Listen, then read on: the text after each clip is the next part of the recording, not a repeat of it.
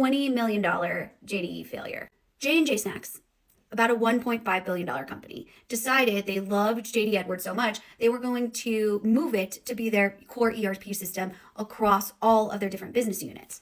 Now, the reason I like this case study is because we talk about these huge billion-dollar failures, but what really happens is these smaller enterprise experience an extreme revenue loss because of a software implementation, and that hurts for them, right? That's not something that they can just say, oh yeah, this was really embarrassing in the media. So I really want to dig into what happened here. Another thing that's interesting about this case study is that they chose to go with an incumbent software, which happens way more than you think it does.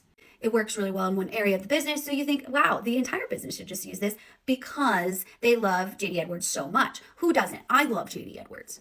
There's two core issues with this, okay? So JD Edwards 1 is very, very strong in manufacturing and supply chain.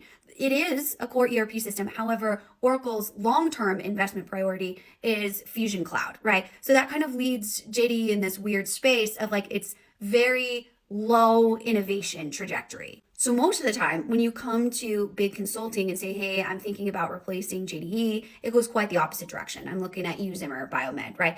Deloitte's going to be like, hey, you should definitely switch to something that's more proficient in these areas. But I'm proud of J&J Snacks for choosing what was best for them. The issue was the execution on the implementation.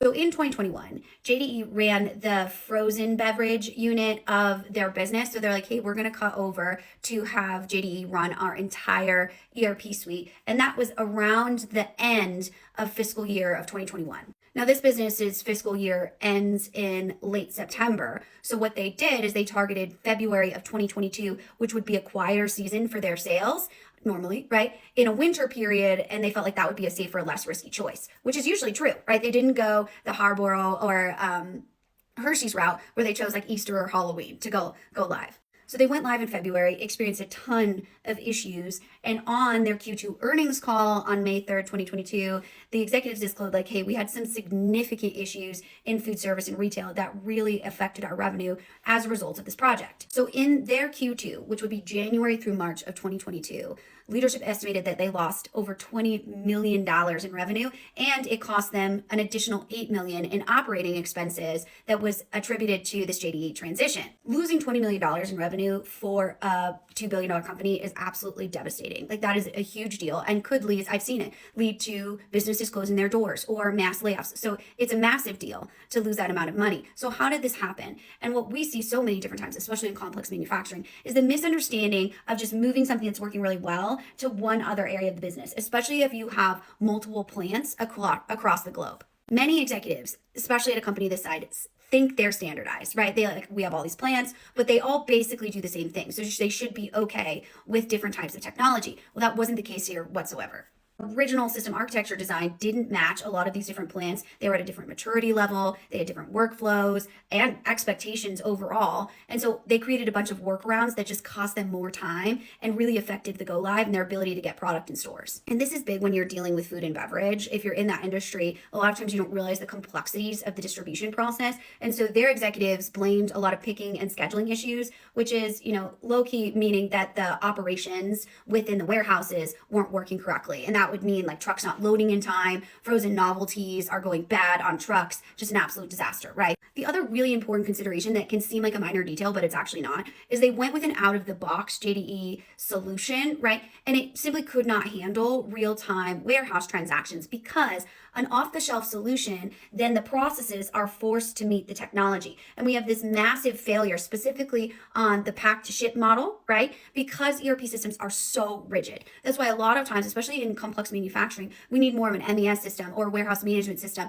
to fit those very specific processes. The fundamental problem here, right, is we took JD Edwards, which is a very sophisticated manufacturing ERP system that worked in one area of the business very well, right? Like we see with a lot of AI pilots and things like that. And then it's immediately that success is forced upon the rest of the company when the rest of the facilities were nowhere near go live ready for anything. even on a slow quarter, that's going to cause a ton of disruption. So it goes back to no matter if you're looking at ERP, MES, warehouse management, or even an AI pilot in general, we have to have the fundamentals done, or else we get into the situation where not only do we have a failed implementation with lost revenue, but you better believe the second time around is going to be so much harder than the first, because we already have this fatigue within our business from implementing something that was forced upon all of these employees that are like, I don't do that. Then birthing a negative connotation in relationship with technology, because that's going to make my job harder, not easier. A lot of failure case studies like to say they bought the wrong technology, right? We hear that all the time in organizations that we go into for restoration projects, and that's not honestly the case. It's more often than not that your organization wasn't ready for any type of transformation, no matter if, Deloitte is locking you into a contract or big software is trying to sell you something that you don't want. It's going to come back to the fundamentals, process, right?